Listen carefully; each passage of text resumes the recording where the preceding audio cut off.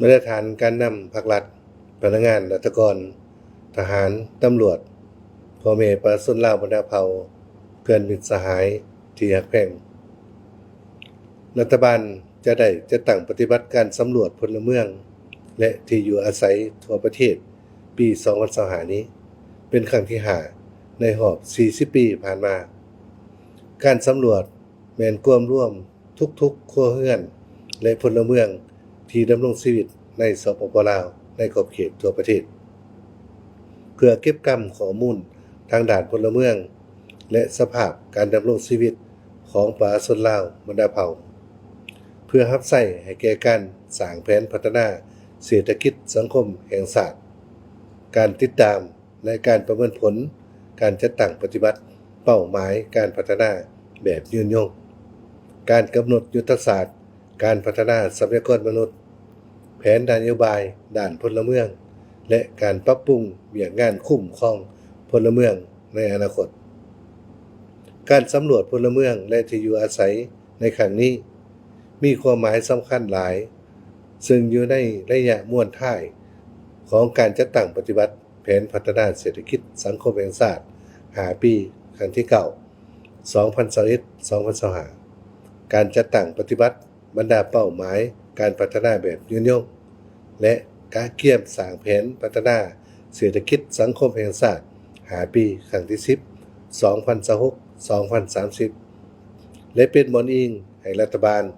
ในการกำหนดนโยบายและแผนงานพัฒนาการศึกษาสาธารณสุขชาวหนุ่มแม่หญิงเด็กน้อยคนพิการการสร้างเวียเฮ็ดงานทำและรับประกันด้านประชากรตั้งนายรัฐบาลแห่งสปป.ลาวข้าพเจ้าขอถือโอกาสนี้เรียกร้องมายังทุกภาคส่วนคณะสี่นำระดับชาติคณะสี่นำขัดแย้งบรรดาองค์การจัดตั้งรัฐภาคเอกชนองค์การปกครองท้องถิ่นนักเดินสำรวจนักกวดกาตลอดถึงประชาชนลาวบรรดาเผ่าทุกสันคนในสังคมจงให้การร่วมมือและประกอบส่วนอย่างต่างหน้าเพื่อรับประกันเฮ็ดให้การสำรวจครั้งนี้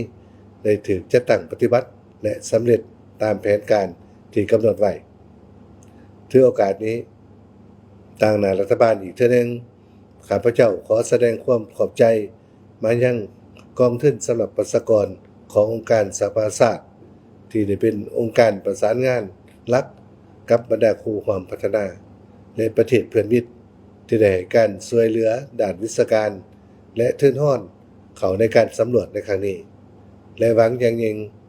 ว่าจะสืบต่อได้รับการช่วยเหลือในอนาคตพร้อมนี้ก็เรียกร้องมายังประชาชนลาวบรรดาเผ่าทุกทนาจงสละเวลาอันมีค่าของฐานและถือเป็นพันธะของพลเมืองในการร่วมมือแก่นักเดินสำรวจและสนองข้อมูลที่ถูกต้องชัดเจนครบถ้วนให้แก่นักเดินสำรวจขออวยพรให้การสำรวจพลเมืองและที่อยู่อาศัยครั้งที่5 ปี2025จงประสบผลสำเร็จตามวัตถุประสงค์และระดับขาดหมายทุกประการขอแสดงความขอบใจ